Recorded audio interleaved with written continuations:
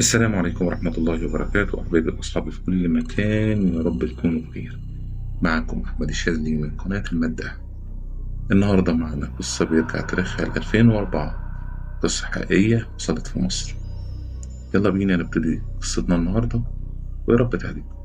الحياة مليانة حاجات واقعية عجز عن تفسيرها العقل أو المنطق، لأن القصة اللي معانا دي حصلت حقيقة في مصر. وده اللي حصل بالفعل مع حسين عبد العظيم عامل الخراطة. لما مات ودفنوه وبعد 5 أيام رجع البيت. حسين عامل خراطة بعد ما دفنوه وسط الميتين صحي ولقى نفسه في مكان كله ضلمة. فضل يحسس يمين وشمال لحد ما عرف إنه فعلا في المقابر، لدرجة إنه حس فعلا إنه ميت وإنه هو في الحياة بعد الموت. طبعا كان في حالة من الرعب شديدة جدا من اللي هو فيه. خلينا نعرف قصة حسين من البداية ونشوف إيه اللي حصل بالتفصيل.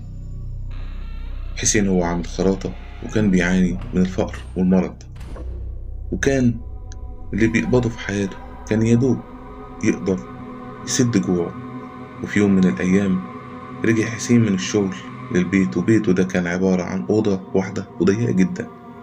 طبعا كان راجع تعبان من شغله وكان عايز ينام، لكن جسمه كان بيقاوم إنه ينام، عشان في لحظة من اللحظات يقوم رايح في النوم وكمان يروح في غيبوبة.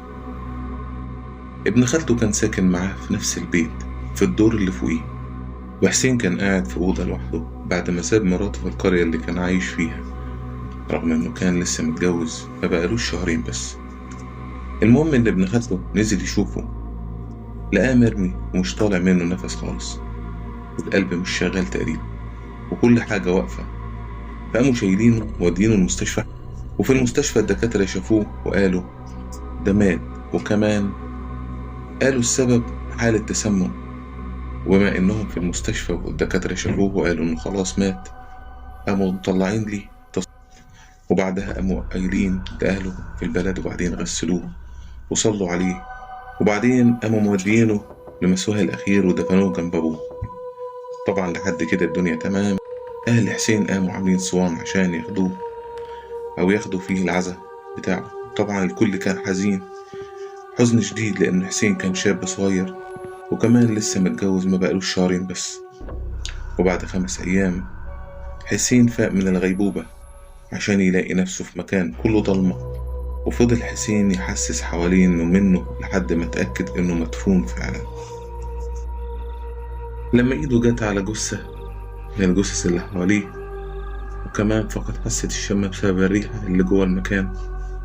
طبعا حسين فضل يصرخ وحاول يخرج عن طريق السلالم، لكن قال إن كان في حد ماسكه من رجليه مش راضي يخليه يخرج، وده السبب اللي مخليه يمشي يعرج برجله.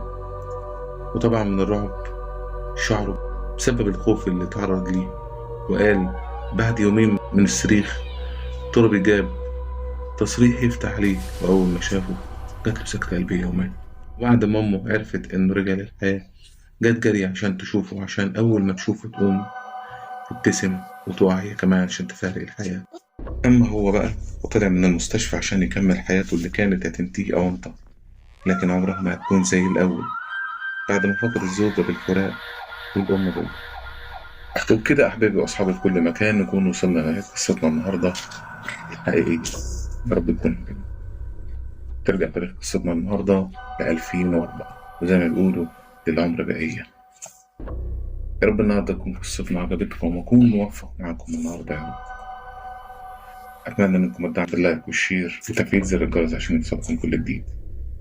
ما تنسونيش بدعمكم بجد محتاج. أشوفكم في قصة جديدة، أسيبكم على ألف سلام.